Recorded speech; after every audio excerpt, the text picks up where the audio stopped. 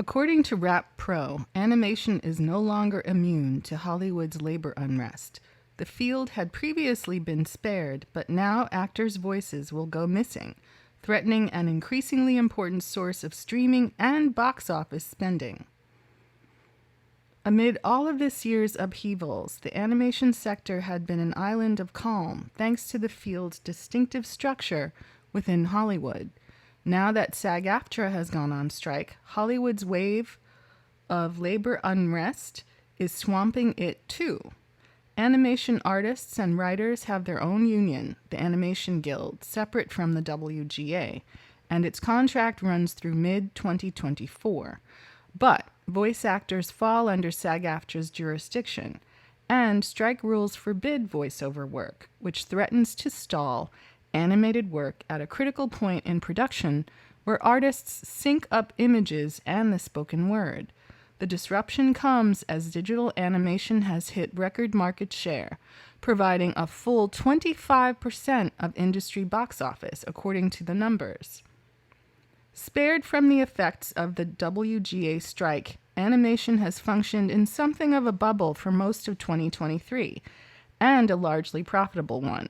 Writers Phil Lord and Chris Miller, for example, were still able to promote projects like Spider-Man Across the Spider-Verse and the revival of their animated series Clone High for Max. Both are outspoken supporters of the WGA strike. Pixar and DreamWorks Animation both opened big animated features. Filmmakers breathlessly showcased new projects at the Annecy International Animation Film Festival in June.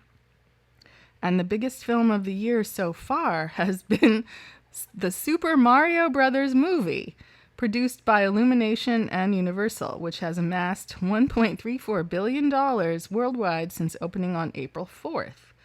Actors not being able to record dialogue will offer unexpected complications for animated features set for release later this year and next, disabling a finely honed production pipeline that often sees performers recording and re-recording their dialogue almost up until release.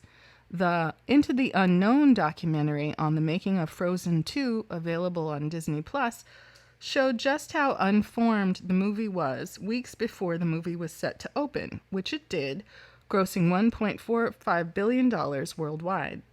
Now studios are faced with an impossible challenge.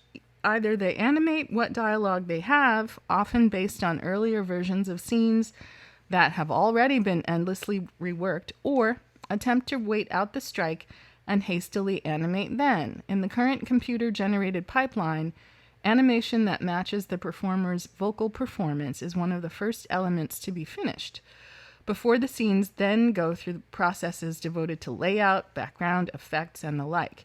Animators might be able to rejigger that pipeline to accommodate the new realities, but that in itself could prove timely and costly. Performance capture or voice-only roles that currently dot live-action movies could be affected as well. Think Bradley Cooper in Guardians of the Galaxy, Daveed Diggs in The Little Mermaid, or Jared Leto in Disney's upcoming Haunted Mansion, out at the end of July. Do I pronounce July funny? Some people say I say July instead of July. Southern roots. Such characters might have to be edited out of productions that mix animation and live action, or the whole work might get stalled if they're too critical to the narrative. For animated projects currently in production, the strike's effects depend greatly on the exact stage of work they're in. The biggest upcoming animated feature is probably Paramount's Teenage Mutant Ninja Turtles Mutant Mayhem, out in August. That movie is done. It screened at Annecy, but the rest of the animated features coming out this year are a little fuzzier. Disney's Wish, opening in November and serving as the end of the company's grand celebration of its first 100 years, is mostly done.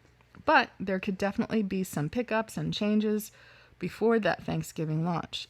Ditto Universal and Illumination's Migration, about a family of ducks traveling to Jamaica, out this Christmas. That is probably also mostly done. Both projects can probably be completed with minimal fuss. Netflix has Aardman's Chicken Run Dawn of the Nugget, due out by the end of the year, which, given the time-intensive process of stop-motion animation, is probably good on voiceover work. Ditto Leo, an animated project starring Adam Sandler as an old lizard, also due out this year. Beyond that, though, things get a little more complicated. Pixar's next feature, Elio, isn't due out until March, and Inside Out 2, with some new actors replacing the original voice performers, is coming next summer. That's a long time. And with the fluid nature of animated features, they will definitely be tinkered with until the bitter end. According to a source with knowledge of the situation, Pixar went out of its way to bank recordings in advance of the strike. But the same source noted that should the strike go on long enough, productions will be affected.